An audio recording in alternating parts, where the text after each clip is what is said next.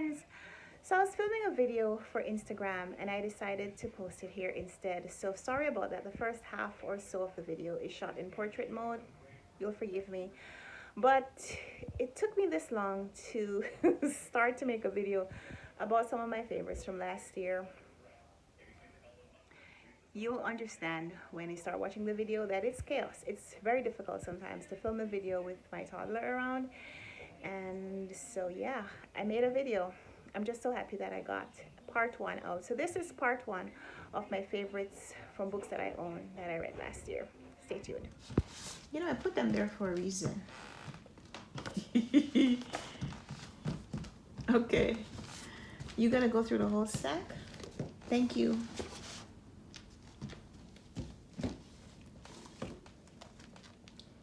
Hi friends, so I didn't do a favorites video for 2020 because, well, I put some of my books here and I just never got around to filming a video. So I thought today, since I've been away, I've just been slacking on all things bookish this month, that I'll try to make a comeback.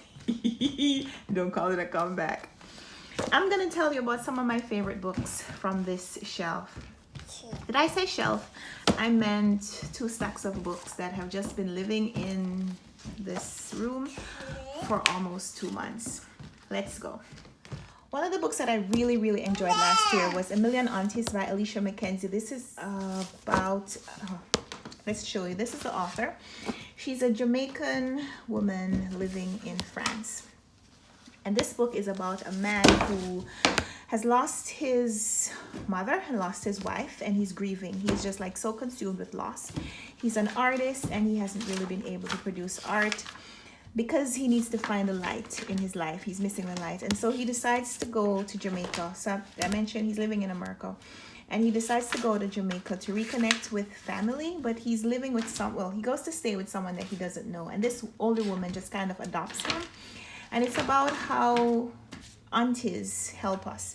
It's about how older women fulfill this maternal role in our lives and just help us to find compassion and love and light. And it was just beautiful. There's so much about the book, and my little helper is right now destroying another book that I really enjoyed. So yeah, A Million Aunties by Alicia Mackenzie. I really want more people to read that book, so put that one on my list of favorites from last year. Before she's destroying it, let me tell you about this one, which I really enjoyed. This is Cosmos Possible Worlds by Andrew Yan. Andrew Yan was married to Carl Sagan, and together they wrote Cosmos. So this is kind of a sequel, a follow-up on that original, and Andrew Yan, that's her picture right there. And this is just about life. It's about things about this world, the universe that we don't know. And, well, I didn't know. Maybe you did. But I found like so many facts. So yeah, this is also a really beautiful book. There are lots of beautiful pictures and artist renditions of the past and of the future. And I love it. I love this book. I learned some things about the universe and about science and cosmology, but also about art and history and the possibility of the future. You know, this isn't just like some doom and gloom about climate change and how we're, you know, how the world is doomed. It's also about acknowledging the role that we could play in making this world a better place if we so choose. So really love that one. And these are not going to be in any order because, as you can tell, my life is just kind of chaotic. As soon as I take books out to make a video, this little one decides that she must be a part of everything. Well, I think she decided that long ago. But so yeah, so 2 books so far. Can I put them over here and you won't move them? So we'll know what we've talked about. So yeah, these 2 books, 2 of my favorites from last year. And as you can tell, they're as different as anything, nonfiction and fiction. Caribbean fiction, if you're looking for recommendations for Caribathon, which is coming up in June, or also Read Caribbean, which really you should be reading Caribbean all year. Read with the Run Right Reads book club if you can. we're reading Caribbean all year long as well. I really enjoyed this one. Confessions in B Flat by Donna Hill. Donna Hill is also an African-American author. She's an Essence best-selling author. And this is a civil rights love story. In this one, we meet a man who's from the South traveling to New York to open up an office. He's working with Martin Luther King Jr. This is in the 1960s, of course. And he's working with MLK to further MLK's reach in the North. And, you know, kind of pushing that platform of nonviolent protest. On his way to the North, this man meets a woman who's a follower of Malcolm X, and so of course she's not nonviolent, she's an activist. In forming their relationship, we get to explore a little bit of what those two different camps were like and what it was like for African Americans to have these two very different ideologies, and what it was like for people who tried to marry those two ideas. So I really enjoyed this. I thought that the author did a really good job of bridging the gap between the history but also novelizing it, and I thought it made it really approachable as history, and I really enjoyed this. I also really like this one. Okay, one of the good ones, this is by two sisters, Micah and Maritza Mulite. These sisters are of Haitian descent and they live in America. We're reading about a young woman who's an activist during the current period, and she's protesting with the Black Lives Matter group. There's a loss, and so we're going forward and reading about her legacy as her sisters try to continue the legacy. And also we're going back in time and seeing how people of African descent were fighting for human rights in the the mid 1900s as well. So there's a section in this book where they talk about the Green Book, which was the book that African Americans used to find safe spaces as they were traveling through the country. And so I thought this was a really good bridge as well for history and present. Like they're showing how some of those places still exist and why those places existed. So that's one of my favorites from last year as well. Another favorite from last year was this book, Chintu by Jennifer Nansubuga Makumbi. I read this one because Didi from Brown Girl Reading had a read along on Read Soul It, and it was fantastic. This is a Ugandan novel, and we're reading about families and generations in a family and how generational curses are manifested in physical sense, but also in a figurative sense, but also how people manifest the curse by their belief system. And this was an excellent look at the history of a country, but also the history of a family. And Jennifer Makumbi, she talked, without talking about it directly, she talked about religion and belief, compared that with mythology and African mythology and so on. This was a fantastic book, and I just recommend that everybody read it. This is a book that you need to spend some time with. It's a fast read, even though it's over 400 pages. It's a page turner for sure, and I loved it, and it was definitely a favorite for last year. 3 bottom books, I'm going to talk about all of them because they were definite favorites for different reasons. So these 3 are favorites. Love the Vanishing Half by Britt Bennett. This is about passing, the tendency for people of African descent who have very light complexion and who are just fed up with how they're treated, and they decide to take advantage of their European appearance and take whatever advantages they can get. So in this book we're seeing, it's a novel, and it's about 2 sisters, a pair of twins, and one decides to quote-unquote pass. So we're seeing the difference between the experiences of these 2 women. This novel is about transitions in lots of different ways. We get to see how people are transforming.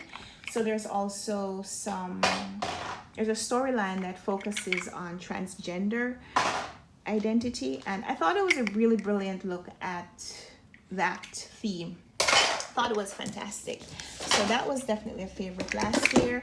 These are both nonfiction. Oak Flat is written by Lauren Redness. This is what do you call it? It's not a graphic novel, but it has a lot of graphic illustrations. This is the author, Lauren Redness, and she won a MacArthur grant, and she was writing about a tribe in Arizona. This is this place called Oak Flat, which has there's copper ore there, which makes it really profitable for mining and development, but it's also sacred ground for these Apache tribes, and so they're fighting the federal government for the opportunity to retain their land. And so yeah, one of the best things about this book is not just the storyline is there, but the illustrations are fantastic. Lauren Redness did a really great job of representing a lot of the different parts of this community. She draws pictures of the animals. Did I mention that this is chaos around here? She draws pictures of the animals, she draws pictures of the landscape, the terrain, but she also represents the people. I mean, look at these drawings. The people, the families. She tries to give a pretty even look at what is happening and the different ways to think about what is happening, whether you want to focus on the financial, the financial potential, or you want to think about the opportunity to retain what is spiritually sacred. So I thought this was a really, really great book, really well done, and loved it. I've talked about this in several videos on my YouTube channel. So that's another favorite in my nonfiction, as well as, I know I'm pretty late to the game, but Doris gifted me this and I loved it. This is Lab Girl by Hope Jaron. And in this one, it's a memoir it's a memoir by a botanist, a plant scientist, and she's talking about the difficulty for women in science fields to get acknowledgement, to get funding. Here's a little one climbing the stairs. And so, yeah, how about we get some footage of Little Miss going up the stairs because she decided that she will not wait for me any longer. More books coming soon. A couple other favorites because I'm running out of time here. This is a nonfiction book that I read in the summer that I just can't shut up about. This is The Genius of Birds by Jennifer Ackerman. In this book, Jennifer Ackerman totally debunks the idea that birds are quote unquote bird brain. She talks about the genius of birds, the smarts of birds, the different ways that we talk about measuring genius, and how a lot of those, or maybe all of those abilities, are characteristics that different birds have. And I thought that this was just so fantastic. Jennifer Ackerman is not herself a bird scientist. She's a writer, but she traveled around the world. She met a lot of ornithologists and spent time with them, studied their research, and just her way of representing the information was just wonderful. So I love this, recommend this book, want to read more from her as well. And then this is another book that I can't shut up about. I read this one early last year. This is a novel. Kai Miller is a Jamaican man living in England, and his books are fantastic. Yeah, so August Now, the novel, is set in Jamaica. I'm going to say in the 1980s. And it's focusing on the life of Jamaicans, but primarily we have a Rastafarian family at the center. And we're seeing how these Rastafarian beliefs are not respected, how they're not protected by the civil liberties in Jamaica. And there's a lot about the plight of people of African descent, not just because they're a minority, because they're a majority in places like Jamaica, but just when the belief system is different from the mainstream, what that is like. So maybe I didn't explain that well, but Augustin is a fantastic book, and I hope more people will check it out. So we're definitely going to call this the part 1 to this video, because I have a lot more books that were on my favorite list last year, but these are some of the books that I owned, that I read and loved. I have some other books in other places. So we'll call this part 1, and maybe there'll be a part 2. I'm just leaving room for there to be a part 2 at this point. Thank you so much for watching this video. Thank you for enduring the chaos that is my life. Leave me a comment down below if you've read these books, if they were on your favorites for last year, or if you read them this year, if they're, you know, on your list as well. Would love to chat with you about them if you want to hear more or discuss further about these books, because I didn't really talk too much about any of them. But if you want to chat, let's chat in the comments, of course. Give me a thumbs up if you like this video. Subscribe if you want to see more. Until then, happy reading. Bye.